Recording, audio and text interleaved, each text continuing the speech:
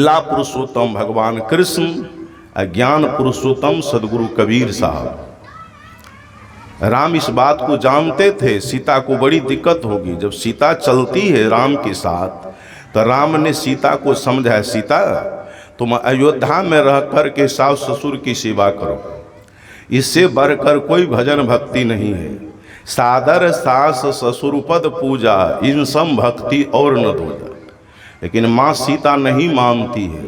हालांकि सीता जी का भी पॉइंट बड़ा ओरिजिनल है, विश्व का कोई भी फिलोसफर नहीं काट सकता है, लेकिन उत्तर है मुंह तोड़। झट से माँ सीता कहती है कि जीव बिनु देह, नदी बिनु बारी, वही सही नाथ पुरुष बिनु नारी। भगवान राम का मुंह बंद हो जाता है, क्योंकि भगवान राम वाद विवाद नहीं चाहते कि कौन आदमी इसके साथ मुंह लगावे।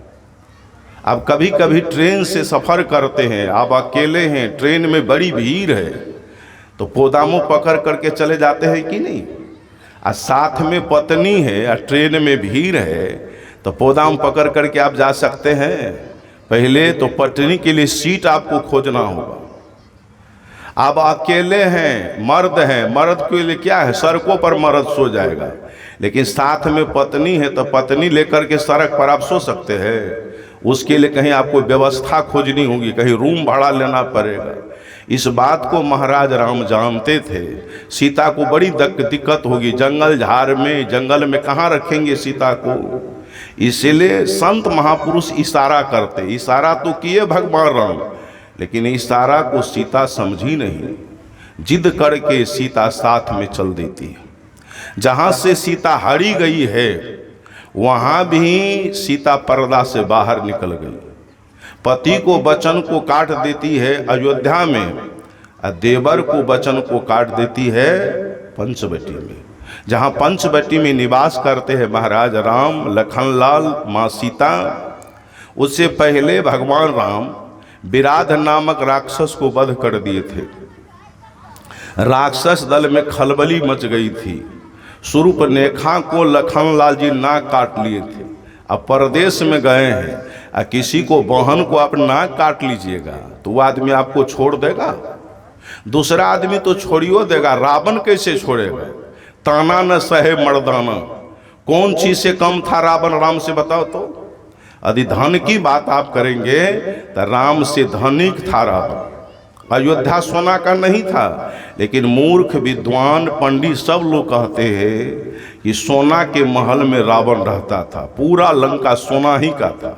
तो मकान देख करके पता चल जाएगा आपको धनिक आदमी का मकान है कि गरीब आदमी का मकान है, तो सिद्ध हो जाता है राम से धनिक था रावण। विद्वता की बात आप करेंगे तो राम से विद्वान था रावण।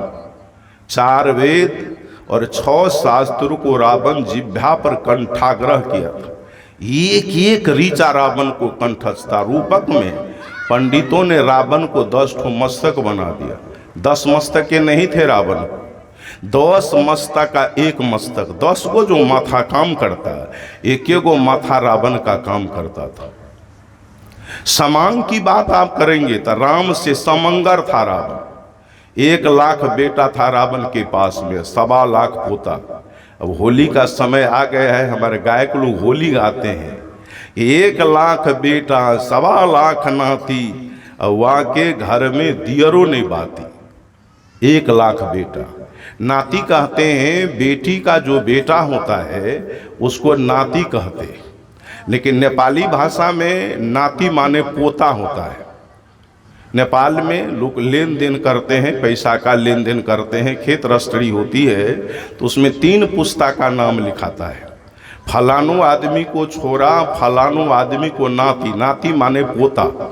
1 लाख बेटा था, 1.25 लाख पोता था।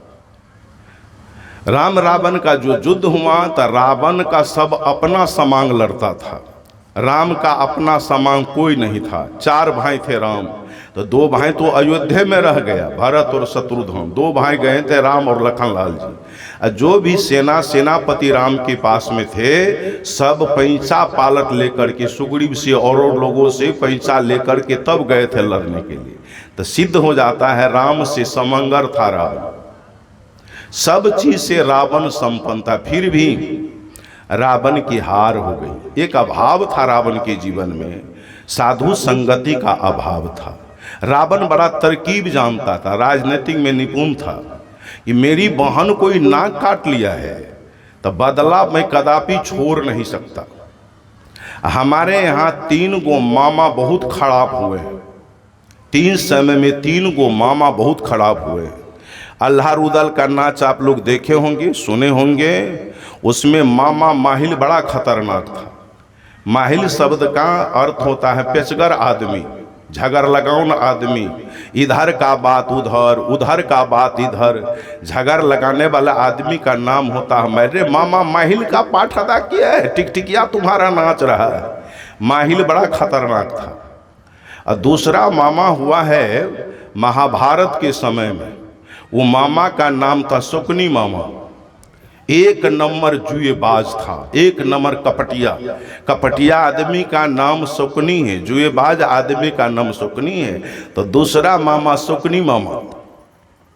जब से गांधारी से शादी हुई धृतराष्ट्र की, तब से लबड़ा पानी चढ़ाते चढ़ाते युद्ध करवाइए दिया। और तीसरा मामा हुआ राम के समय में, रावण के समय में। रावण का तूती बोलता था। रावण जब चलता था तो धरती कांपती थी, जब बोलता था तो बुझाता कि ठनका ठनक रहा है, मेघ गर्जन कर रहा है। रावण चल देता है मारीच के पास। मारीच कुर्सी पर बैठा था, मारीच देख रहा है कि रावण आ रहा है। डर से मारीच थर थर काँप रहा है, क्या बात है जो रावण आ रहा है। कुर्सी पर बैठा था, मारीच सीधे कुर्सी छोड़ दिया और स्वागत किया रावण का। आओ रावण, कहो कुशल समाचार। कल का मामा कुशल समाचार तो बड़ा बढ़िया है, लेकिन कुछ गड़बड़ है मामा। का गड़बड़ी क्या है? का बनवासी राम आया है और उसका भाई जो लखना है, लखना, वो शूर्पणखा को नाक काट लिया है। बदला तो मामा मैं कदापि नहीं छोड़ सकता। कल के तब कल कुछ हमको मदद कर दीजिए। क्या मदद चाहते हो? कहा है आप सोना का हो या कपट का हो या माया का मिर्गा का भेष बना लीजिए। जहाँ राम सीता लखन लाल जी निवास कर रहे पंचवटी में, जाइए मामा, थोड़ा सा हाव भाव दिखाइएगा ताकि सीता आपको एक बार देख ले। सीता की दृष्टि पड़ेगी आपके ऊपर, सीता कहबे करेगी कि अभी बैठिए, बैठे ना, बैठे। बोलिए संत सम्राट सदगुरु कबीर साहब की। सीता की दृष्टि पड़ेगी आपके ऊपर, सीता कहबे करेगी राम से कि मिर्गा का शिकार करके हमको ला दीजिए। मामा राम चला जाएगा मिर्गा आपको शिकार करने के लिए। राम को उलझा करके कुछ दूर ले जाइएगा मामा, थोड़ा सा आँख का उजल होगा, राम आपके ऊपर बांध चलाएगा। तो राम के भाषा में आप कहिएगा हाय लक्ष्मण, हाय लक्ष्मण, हाय लक्ष्मण। तो लखन लाल जी भी उठ करके चला जाएगा, सीता सूना पड़ जाएगी। ज़्यादा समय मामा हमको नहीं लगा, 5 मिनट में मैं सीता को ले आऊँ। बड़ा तरकीब जानता था। मारीच ने सोचा आदि मैं नहीं जाता हूँ तो ये हमको मारेगा, यदि मैं जाता हूं तो राम हमको मारेगा, यदि मरना ही हमको है तो राक्षसबा से मर करके हमको क्या फायदा होगा। अच्छा होगा कि राम हमको मारेगा। तैयार हो गए। कल के ठीक है बुआ मैं तैयार हूं। कल के जल्दी मामा तैयार होइए, मैं भी जाता हूं तैयार होने के लिए। वो मारीच ने किया था, मिर्गा का भेष बनाया। सोना का मिर्गा हो, कपट का मिर्गा हो, माया का मिर्गा हो, मिर्गा का भेष बना करके पहुंच गया पंचवटी में। वो मिर्गा दौड़ करके इधर, दौड़ करके इधर अपना हाव भाव दिखा रहा है। सीता की दृष्टि पड़ जाती है मिर्गा पर। सीता कहती है पतिदेव जीवन में मिर्गा कभी आप देखे हैं? देखबो किए होंगे तो ऐसा मिर्गा को जीवन में कभी नहीं देखे। कितना सुंदर मिर्गा है, ये मिर्गा का शिकार करके हमको ला दीजिए। राम पड़ गया फेर में। राम ने सोचा इनको बार बार मैं समझाया था अयोध्या में, तो मेरे साथ नहीं जाओ, ऐ झंझट का विषय हो गया है। कहती है मिर्गा का शिकार करके ला दीजिए, अब मैं क्या करूं? लखनलाल जी से कहा राम, बुआ लखनलाल, राक्षस दल में बड़ी खलबली मच गई है। कौन घड़ी क्या घटना घटेगी कोई नहीं जानता है, तो सीता को छोड़ करके कहीं नहीं जाना। कल के ठीक है भैया, मैं कहीं नहीं जाऊंगा। रखबारी में भगवान राम लखन लाल जी को छोड़ देते हैं। अल्लाह राम जी धनुष बांध लिए और चल देते हैं मिर्गा के भी। मिर्गा रहता तब न राम को पकड़ने दो, लबड़ा मारीच था, वो उलझा। हाँ। समना में बढ़ा दीजिए उधर। इसलिए वो क्या किया, तो मिर्गा के पीछे लग गए, उलझा करके कुछ दूर ले गए। कुछ आंख का ओझल हुआ तो राम मिर्गा पर चलाता है बाण। वो मिर्गा राम के भाषा में कहता हाय लक्ष्मण, हाय लक्ष्मण, हाय लक्ष्मण। सीता जी कहते लखनलाल जल्दी जाओ, बुझाता है तुम्हारे भैया को किसी राक्षस के साथ मुठभेड़ हो गया, जल्दी जाओ। लखनलाल जी जाना नहीं चाहते।